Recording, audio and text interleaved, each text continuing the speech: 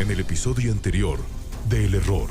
En una situación de riesgo político, pues ¿qué es lo que quiere el inversionista? Irse del país. Por eso estuvieron las reservas drenándose en la forma como se estaban yendo.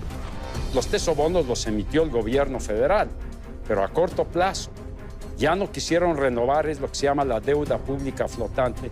Ya no quisieron renovar los inversionistas por el temor. Solamente el 21 de diciembre intervenimos 4.500 millones de dólares. Estás hablando de aproximadamente el 44% de las reservas internacionales que tenía el país.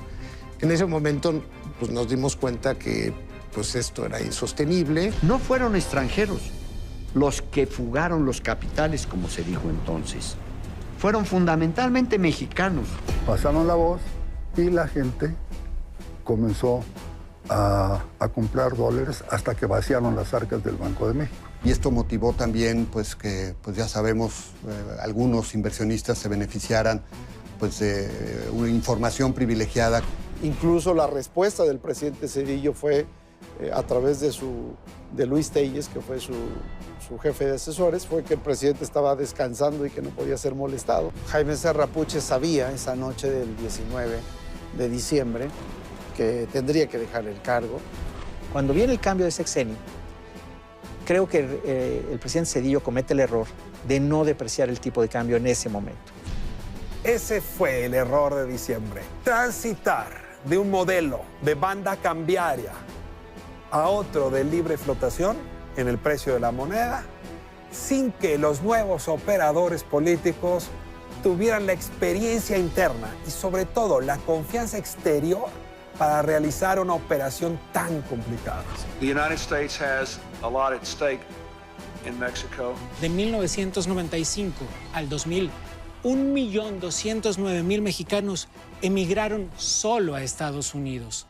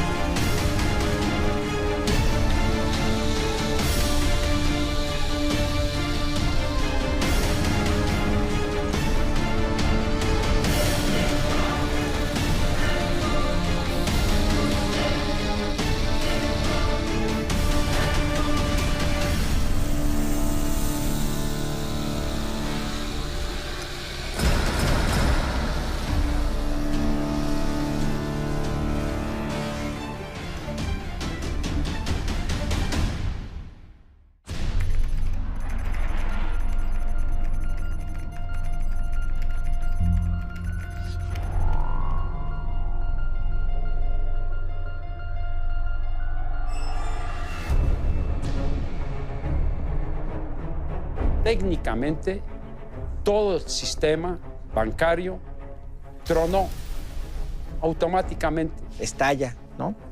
Estalla Troya, y ahí es en donde se empieza a politizar mucho el tema del FOBAPROA.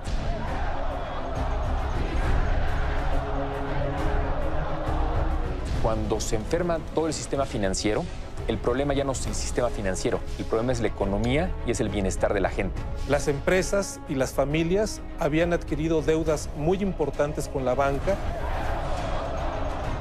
El gobierno, para evitar la salida de capitales, empieza a subir las tasas de interés. Evidentemente suben también para aquellos que piden préstamos. Y llega el momento en que la gente no puede pagar. Los bancos estaban en una situación de debilidad.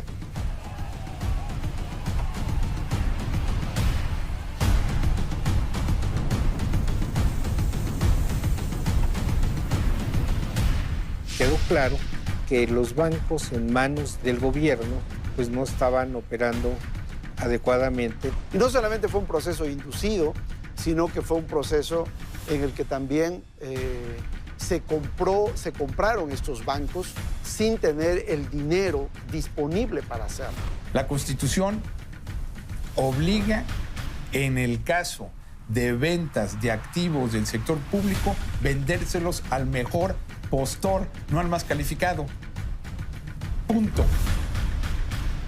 Una parte era capital y una parte, en ocasiones, eran créditos que esa institución u otras les daban para comprar las instituciones. Los bancos que nos entregaron, muchos de ellos tenían carteras no productivas o carteras vencidas muy altas. Se tuvo que implementar el famoso FOBAPROA.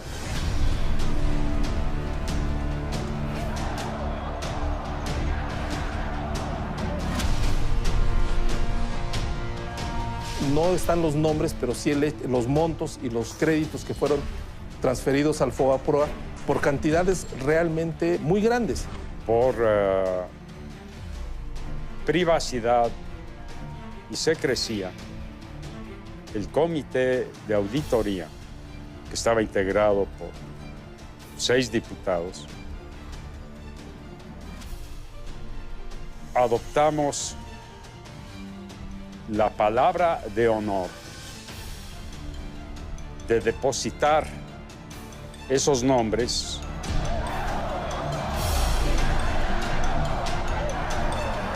Casualmente le dieron ganas en ese momento de ir al baño.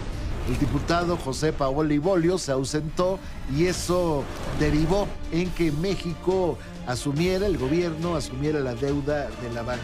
Se han hablado de muchos excesos del FOBAPROA, ¿no? Que se terminó beneficiando a los socios. El rescate bancario, que ha costado alrededor del 20% del PIB, es un rescate que aún no acabamos de pagar. FOBAPROA, el rescate de los bancos, hipoteca a 3 generaciones de mexicanos.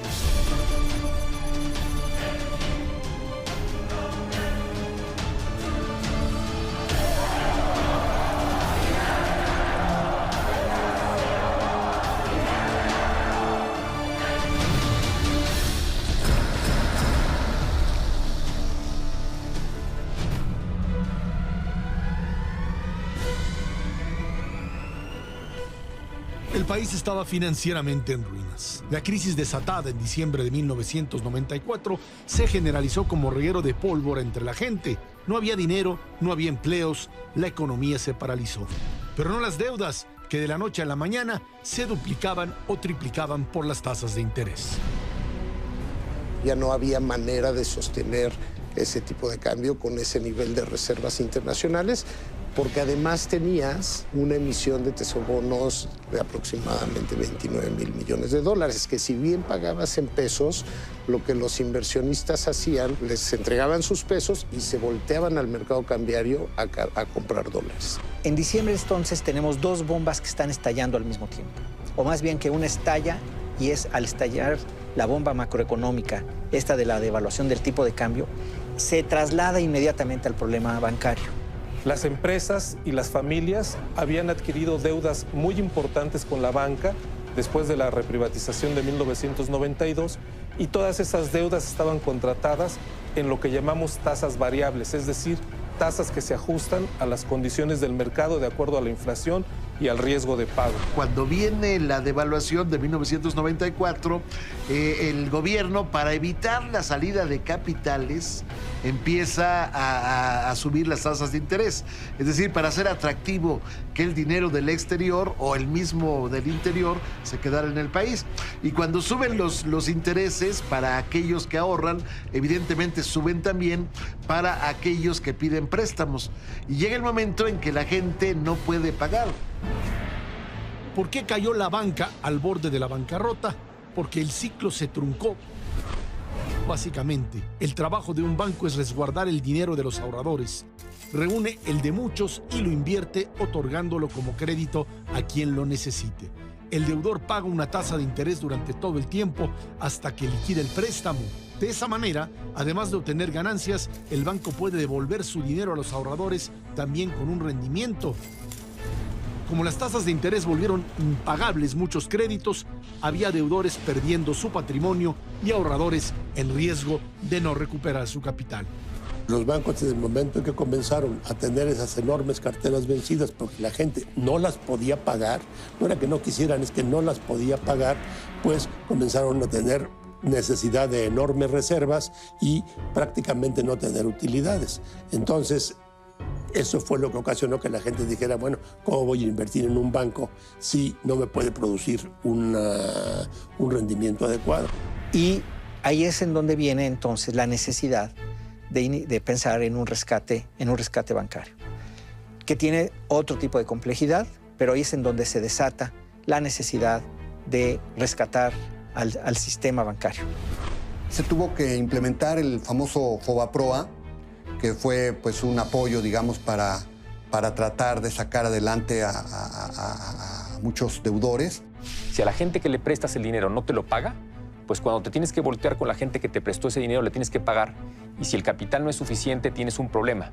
Entonces, lo que buscaba el FOBAPROA era hacer una especie de seguro. Es decir, había que rescatar a los ahorradores o a los bancos. ¿En qué consiste el rescate bancario? Bueno, que el gobierno asume como propios los créditos más difíciles, los que tienen menos posibilidades de pago. Pero curiosamente, en alguna ocasión, Jesús Silva Gerso, que había sido secretario de Hacienda, él decía que si el gobierno hubiera colocado una mesa en el Zócalo con una inmensa masa de recursos y le hubiera pagado a cada uno de los señores que tenían dinero en el banco, hubiera sido mejor. Le hubiera sido menos dinero al gobierno. Entonces, ¿por qué era tan importante rescatar también a los bancos?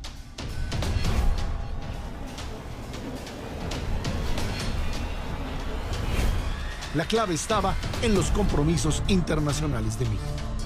En el Tratado de Libre Comercio estaba establecido que si el sistema bancario pasaba en su mayoría a manos gubernamentales, eso podría haber dado causa a que americanos o canadienses dieran por terminado el Tratado de Libre Comercio. Y realmente en medio de una crisis, una salida importantísima para nuestro país era potencializar el Tratado de Libre Comercio.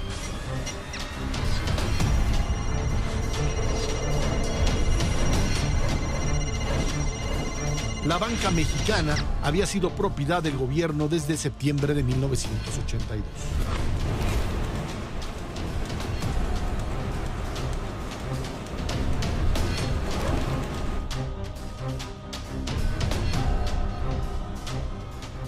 He expedido en consecuencia 2 decretos.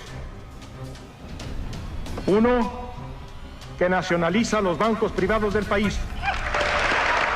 El problema con los bancos no era nueva, ya era anterior. De hecho, el problema con los bancos se remonta a 1982, cuando el expresidente López Portillo, ante una situación muy similar en que el país se quedó sin reservas, se quedó sin fichas, dijo López Portillo, y generó una crisis financiera internacional, pues López Portillo responde o encuentra como posible solución la expropiación, la estatización de los bancos. Eso es en 1982.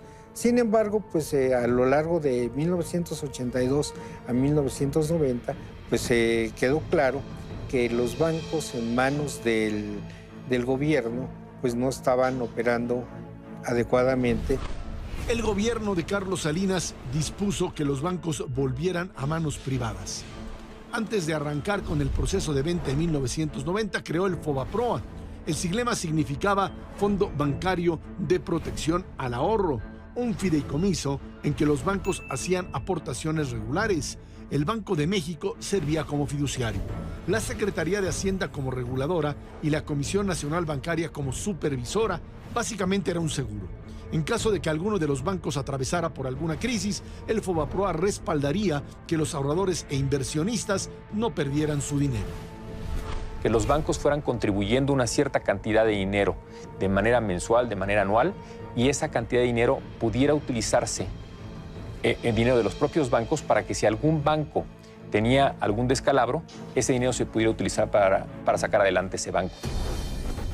La reglamentación establecía originalmente que si alguno requería apoyo del fondo, debía garantizar el pago con acciones, es decir, con títulos de propiedad del banco.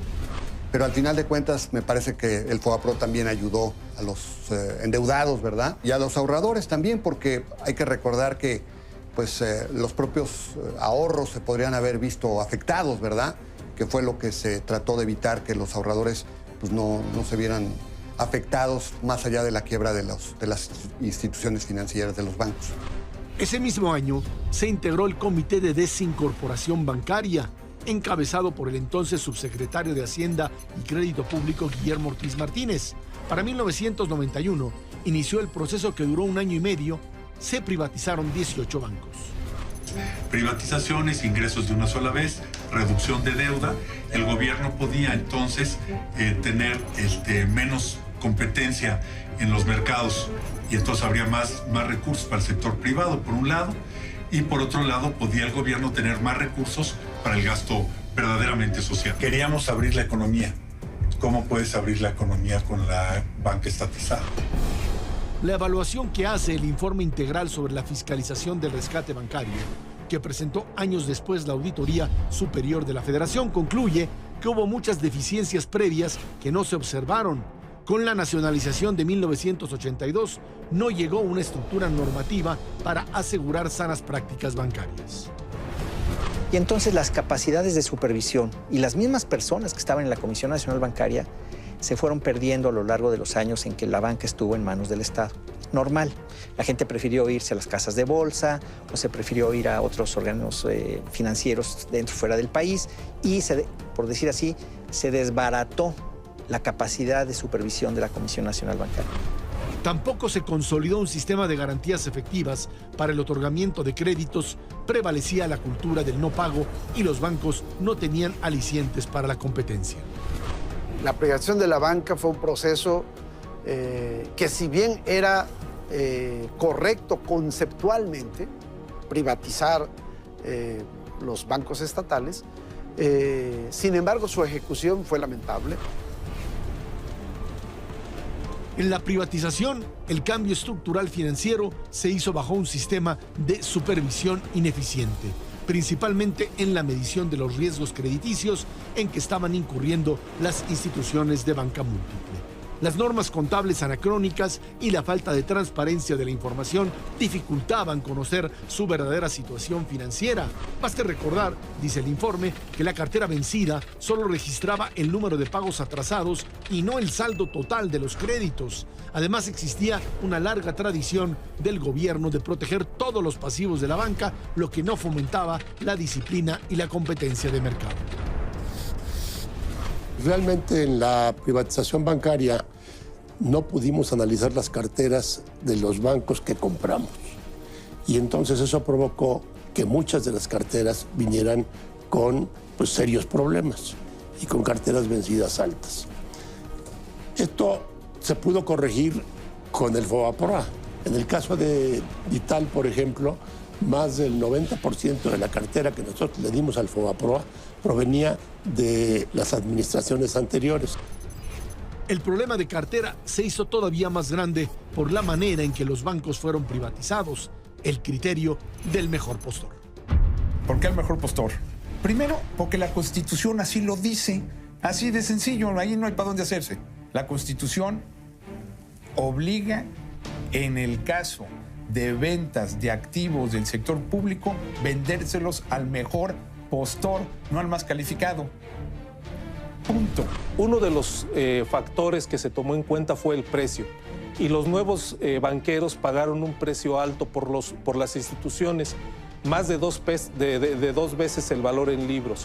El precio por la venta de los 18 bancos representó un promedio de 3 veces su valor en libros y 15 veces la relación precio-utilidad, lo que refleja la solvencia de las instituciones desincorporadas. La experiencia y conocimiento en el servicio de banca y crédito de los postulantes no se consideraron prioritarios de acuerdo con el informe oficial. El gobierno indujo a algunos compradores, a los pocos compradores que había mexicanos, a comprar, a adquirir algunos bancos en particular, especialmente los bancos más grandes. En ese escenario, bueno, pues muchos de los banqueros se inconformaron. Uno de ellos, por ejemplo, fue Manuel Espinosa Iglesias, que él quería recuperar Bancomer. Entonces, bueno, por alguna circunstancia no lo dejaron pasar. Él decía que fue una trampa del gobierno. Bueno, llegó el momento en que en mi columna mandó una vez una carta a Manuel Espinosa Iglesias hablando de su versión sobre el asunto. Yo la publico. Al día siguiente mando una carta a Guillermo Ortiz, yo la publico. Y durante una semana, así fue cada uno diciendo sus propias razones. Una de las primeras cosas que hice fue pedir una reunión con el presidente Salinas. El presidente me dijo, me da mucho gusto que estés pensando en regresar a la banca, porque tú representas pues a la banca tradicional, pero sí quiero decirte una cosa, puedes optar por cualquier banco menos Banco Nacional. El argumento que en boca del licenciado Salinas, así y lo tengo grabado, es que no era una restauración. Es decir, la expropiación de la banca del 82 no iba a ser ahora restaurada, permitiéndole a los antiguos dueños comprar el banco que habían tenido.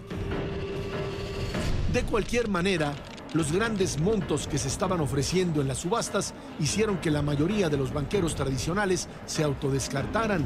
Sabían que el valor real era mucho menor, pero quienes se quedaron con los bancos aumentaron todavía más el problema.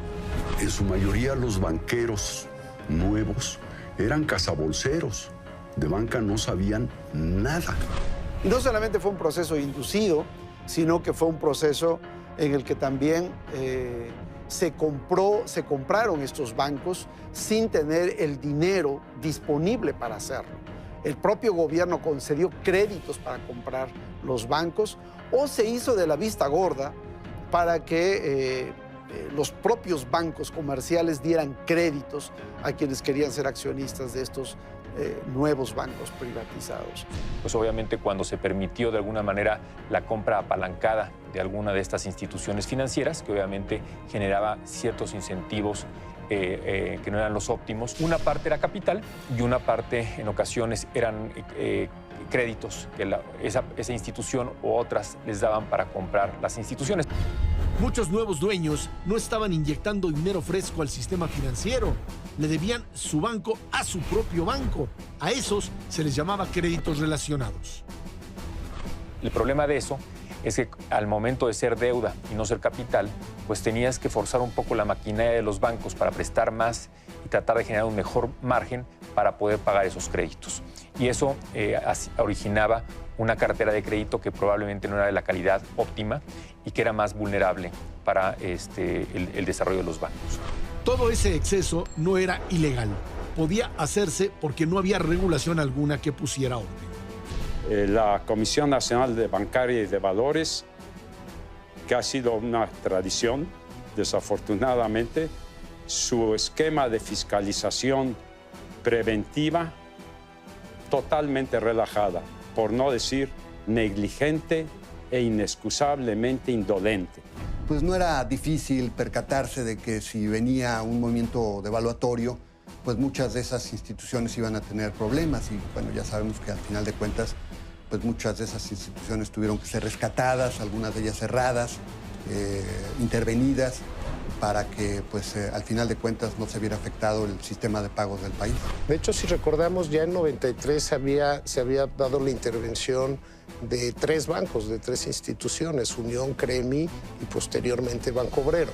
O sea, ya los bancos estaban en una situación de debilidad, donde obviamente una elevación de las tasas de interés de manera muy brusca o una depreciación del tipo de cambio de manera muy brusca, pues ponía en fragilidad los balances de las instituciones financieras.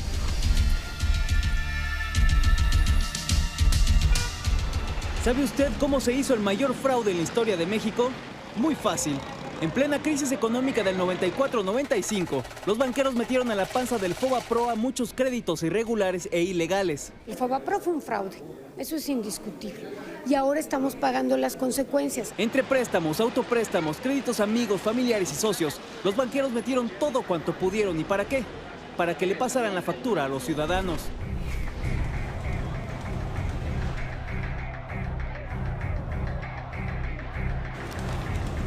Se dieron algunos casos de escándalo. Nuevos propietarios de bancos que prestaron o se autoprestaron sin las garantías mínimas, entre ellos Ángel Isidoro Rodríguez, Jorge Lankenau Rocha y Carlos Cabal Peniche, desfalcaron a las instituciones que habían adquirido y endosaron esos desfalcos al rescate bancario. El caso más emblemático, Carlos Cabal Peniche, 14 juicios, todos los juicios los salvó. El señor quedó como Blanquita Paloma después de haber sido del país. ¿Pero por qué libró los juicios? No porque el fondo de la resolución haya dicho el señor era inocente, no. Simple y sencillamente porque había errores en los juicios. ¿De qué tamaño? Hay uno monstruoso. El juez dice que en el momento en que la Procuraduría Fiscal de la Federación presenta la querella en contra de Carlos Cabal, por lo menos ese capítulo, bueno, pues el señor procurador no se identificó plenamente. ¿Cuál es la identificación? No una credencial, tenía que haber llevado el nombramiento que le dio el presidente de la República. Como no lo llevó, entonces el proceso está mal y el señor queda libre de ese cargo. De ese tamaño hemos llegado. Pues al final de cuentas, bueno, pues se han hablado de muchos excesos del FOBAPROA, ¿no? Que se terminó beneficiando a los socios. Pues sí, yo creo que hay muchos casos que se pueden documentar de esa época, de, pues, digamos, decisiones un poco veleidosas, selectivas, de rescate de algunas instituciones y de dejar morir a otras. Pero la falta de experiencia de los nuevos banqueros, los créditos relacionados, la excesiva facilidad para otorgar préstamos y los fraudes no son todos los ingredientes de esta receta para el desastre. Los bancos ya tenían problemas desde antes de su privatización. Los bancos que nos entregaron, muchos de ellos tenían carteras no productivas o carteras vencidas muy altas. Afortunadamente, y aunque firmamos contratos en los cuales el gobierno o la Secretaría de Hacienda estaría dispuesto a recibir esas carteras, no fue así. Nos tuvimos que tragar los malos créditos y la consecuencia fue que vino el FOBAPROA y en el FOBAPROA, en el caso de nuestro banco, más del 90% de la cartera vencida era de las administraciones anteriores, no de la nuestra. Un banco, sabemos, es la cartera y es el prestigio del banco. Entonces, la calidad de la cartera la determinaba la propia Secretaría de Hacienda y decía, por ejemplo, tal banco tiene tantos millones de pesos en cartera A, o sea, muy buena, otra tanto en B, tanto en C, tanto en D. Y con base en eso se calculaba el valor del banco.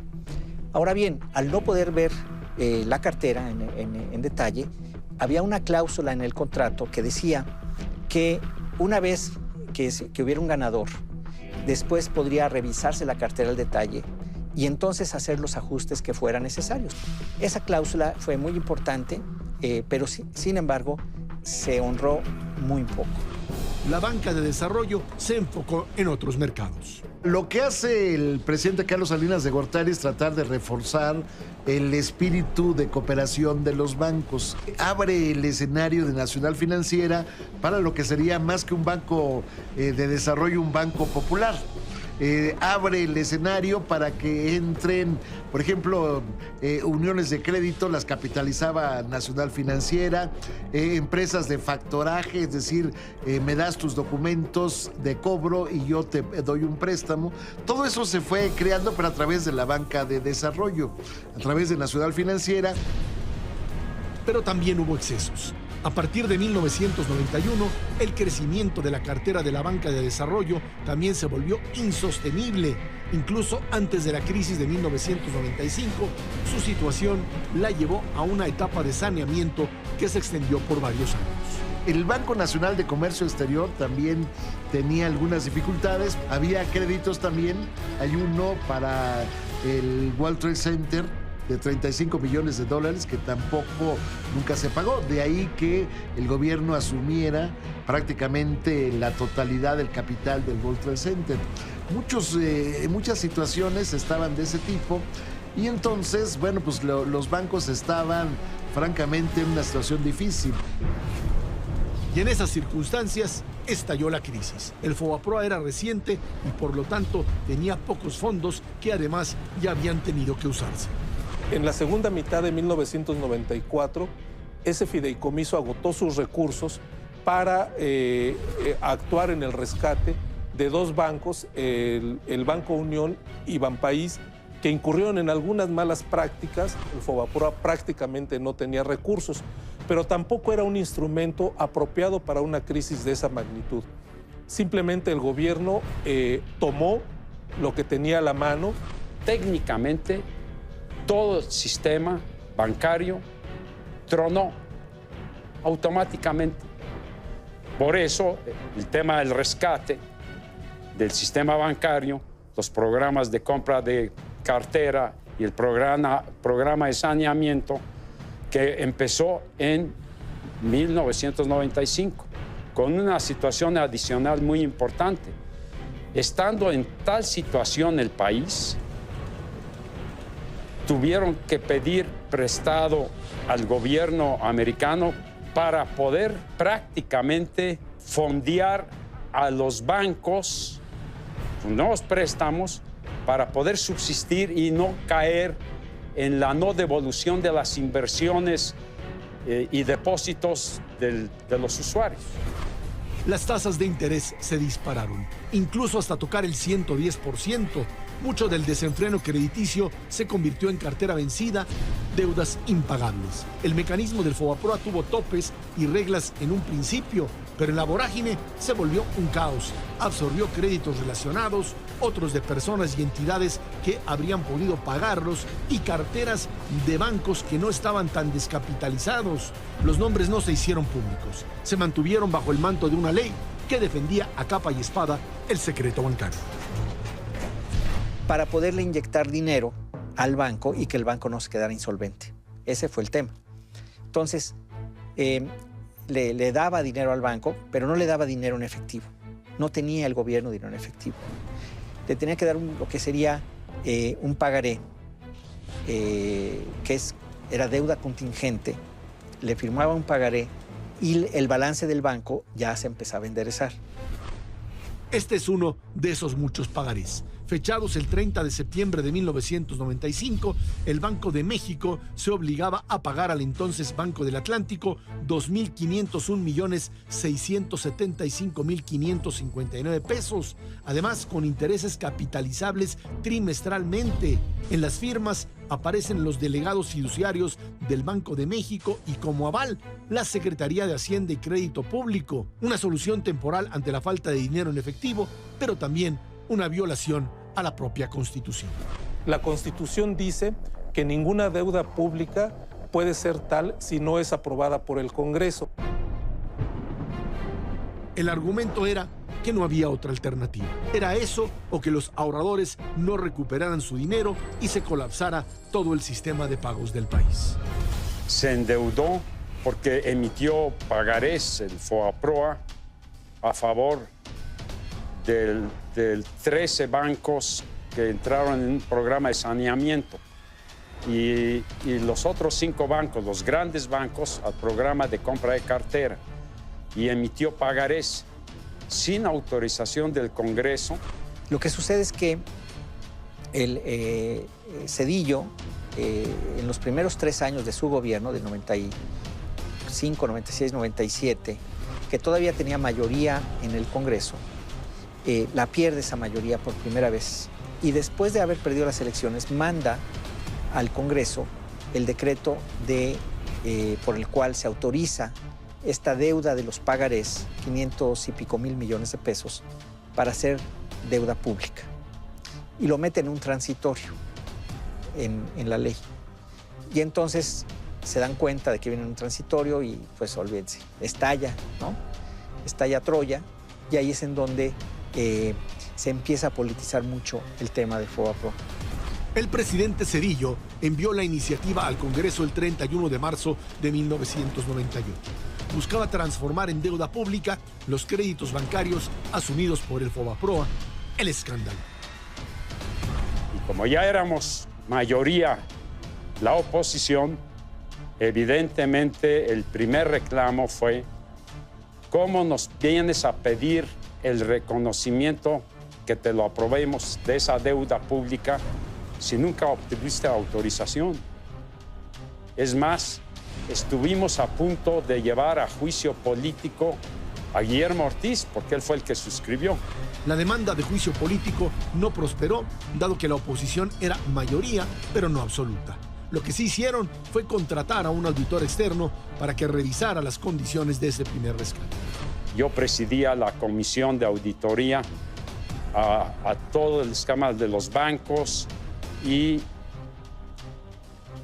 de los propios, la cartera de compra, apoyado por la Contaduría Mayor de Hacienda, y contratamos a un auditor externo, McNamee, y finalmente no le reconocimos de esos 455,000 y tantos millones, el equivalente a 25,000 millones de deuda. Y ya cuando hicimos la auditoría nos percatamos de que era cartera chatarra, inservible, ni había expedientes que ni estaban integrados de los documentos, de las hipotecas, ni escritura, ni nada. Entonces, por eso se rechazaron esa cartera. Y ahí, evidentemente, se rechazó de lo que nos quería que reconociéramos esa deuda pública. Pero si había tantos llamados créditos chatarra, ¿por qué solo 25,000 de 455,000 millones no fueron reconocidos? El señor Maki presenta su reporte y dice cuánto hay de créditos de esos que están en la bolsa ahora sí que en la panza de FOBAPROA, cuántos eran créditos reportables, cuántos eran de plano no reportables. Los créditos reportables eran los que no cumplían con las especificaciones y requisitos para ser partes del rescate. Es decir, el banco tenía que cobrarlos o hacerse cargo de esas pérdidas, no pasarlos al FOBAPROA. Pero se toparon con una sorpresa. Esos créditos reportables, la mayoría no eran créditos reportables de los bancos que sobrevivieron, sino eran de los bancos que ya habían muerto. Y entonces, pues ya no había nada que hacer, para empezar. O sea, ahí sí ya caput, ¿no? No había manera de recuperar. Cuando viene la auditoría de McKay, cuyo informe se entrega a la Cámara de Diputados, bueno, ahí se determinan cuáles son las reglas para que se pueda rescatar un banco. Y curiosamente ese informe está mutilado, tiene 2 hojas que se le quitaron. ¿Y qué es lo que decían esas 2 hojas? Bueno, lo que decían era que había 2 bancos, los más grandes en ese momento del país, lo siguen siendo actualmente, que no reunían las condiciones. Es decir, independientemente de si tenían una cartera vencida pesada o no, lo cierto es que tenían el suficiente capital para poder enfrentar el quebranto. Los desacuerdos eran cosa de todos los días. Errores de operación, decisiones tomadas por presiones de los involucrados. Banamex, por ejemplo, que estaba bien capitalizado, cuando vio que Bancomer había logrado venderle cartera hipotecaria al FOBAPROA, al 2x1, que fue un invento de Bancomer, Banamex levantó la mano y dijo, oye, yo ¿por qué no? ¿no? Yo también tengo los problemas. Es más, la mayor parte del dinero que tú tienes en Fobaproa son de las cuotas de Banamex. Estás ayudando a todos mis competidores, menos a mí. Aún con todo eso, había que hacer algo. Los pagarés ya estaban ahí, ya eran deuda. Había carteras vencidas que ya estaban marcadas como irrecuperables. Los bancos estaban descapitalizados. Era la única solución. La votación decisiva, la histórica, la que determinaría que fueran los contribuyentes quienes pagaran el costo del quebranto financiero, llegó el 12 de diciembre de 1998. Ese día, el Palacio Legislativo de San Lázaro estaba fuertemente custodiado y frente a toda esa seguridad, protestas enardecidas. 325 diputados votaron a favor. Eran del Partido Revolucionario Institucional, Acción Nacional y una independiente. En contra, 159 del Partido de la Revolución Democrática, el del Trabajo, el Ecologista, 11 panistas, 7 priistas y 5 independientes. Eso se leyó como un signo de divisiones importantes entre las fuerzas políticas con mayor peso. Esa votación efectivamente ocurrió. Es uno de los hechos más relevantes que se dio en el transcurso de la administración del presidente Zedillo, porque en el fondo, si esa votación no hubiera sido favorable a tomar la deuda pública, el sistema bancario hubiera caído nuevamente en una crisis porque simplemente sus activos no hubieran tenido ningún tipo de respaldo. Los recursos fiscales se tienen que utilizar porque cuando se enferma todo el sistema financiero, el problema ya no es el sistema financiero, el problema es la economía y es el bienestar de la gente. Al paso de los meses, el tema no pasó al segundo plano en el Congreso. Siguieron votándose iniciativas. En 1999 sucedió algo hasta entonces muy inusual. El presidente de la Cámara de Diputados era miembro de un partido de oposición, el panista Francisco José Paoli Bolio. El 28 de diciembre, una nueva discusión decidiría una reducción importante al dinero del rescate bancario. La votación fue tan cerrada que el voto decisivo sería justamente el del presidente de la Cámara. Justamente uno de los diputados panistas que podía haber inclinado la balanza, casualmente le dieron ganas en ese momento de ir al baño.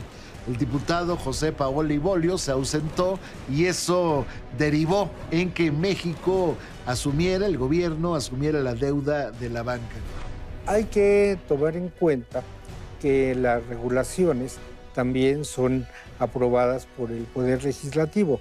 Y aquí es claro, no en esa crisis, sino durante mucho tiempo, que dentro del Poder Legislativo no ha habido tampoco la suficiente conocimiento, la voluntad o la capacidad, en síntesis, para ejercer un contrapeso ante una situación de crisis de las finanzas públicas. El problema de fondo es una falta de capacidad para equilibrar las finanzas públicas y evitar que se gaste más de lo que se ingresa. El malestar era generalizado. La gente de a pie en las calles sabía que se estaba rescatando al sistema bancario, que eso costaría miles de millones, que sería una deuda que pagarían varias generaciones, pero no sabía de quiénes estaban rescatando. No tenía nombres, no veía rostros. El asunto está en que hay mucha opacidad en eso, ¿no? No hay una información muy clara. El Congreso hizo una auditoría que se encargó a un especialista canadiense llamado Michael Mackey, que cuando la entregó eran puras claves, no había ni un solo nombre, eran claves. No están los nombres, pero sí los montos y los créditos que fueron transferidos al Fobaproa por cantidades realmente muy grandes. No debieron estar ahí. El sentido del Fobaproa es proteger a los ahorradores, no pagar las deudas de quienes pidieron prestado y aprovecharon la coyuntura para no pagar.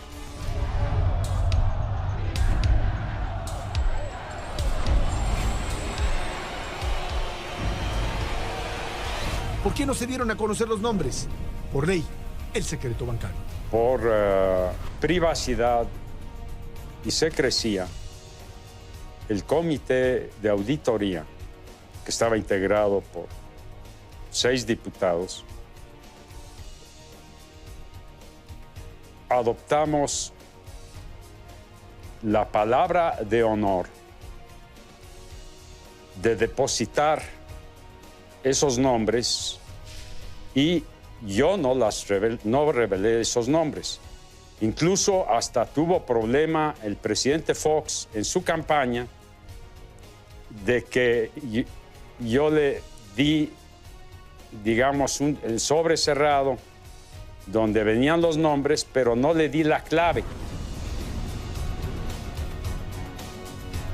El FOBAPROA. A mí me parece que es indispensable que el FOBAPROA se aclare. Por esto, de nuestra parte, hemos decidido, los diputados de Acción Nacional y los diputados del Verde Ecologista, el traer aquí para que frente a toda la nación entreguemos aquí a Ricardo Rocha para que si se juntan los otros 3 números clave para entrar a las listas del FOBAPROA se pueda realizar.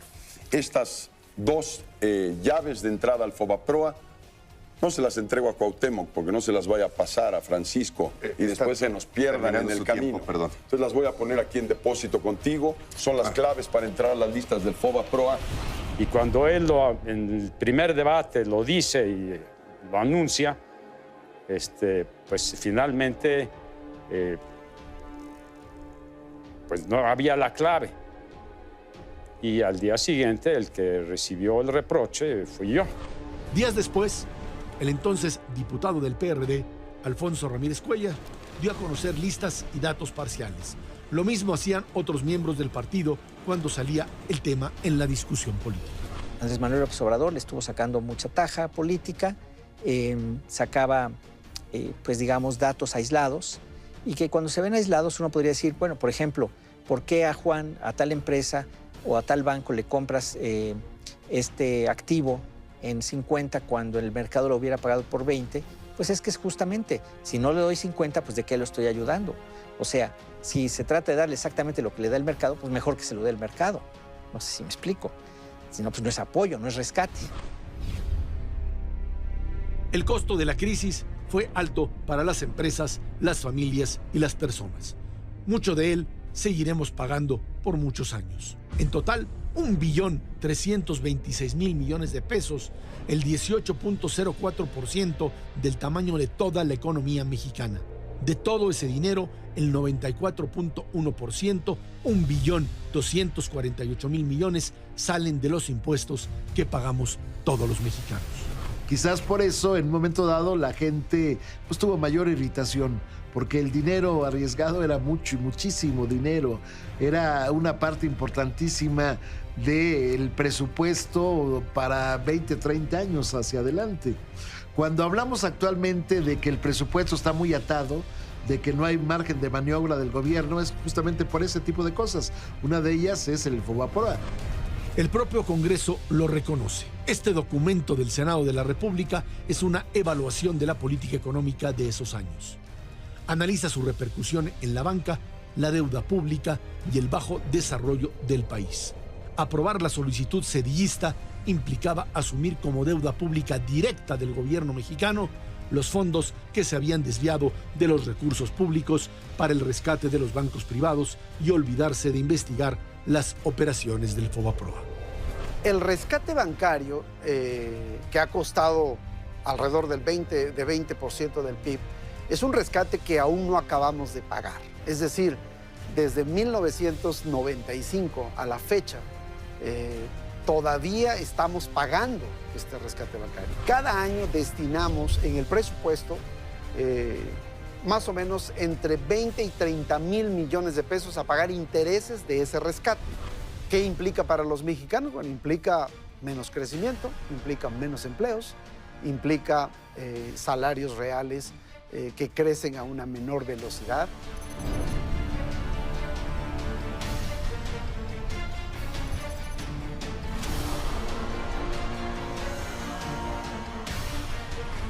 ¿Para cuántas escuelas alcanzan 30 mil millones de pesos al año?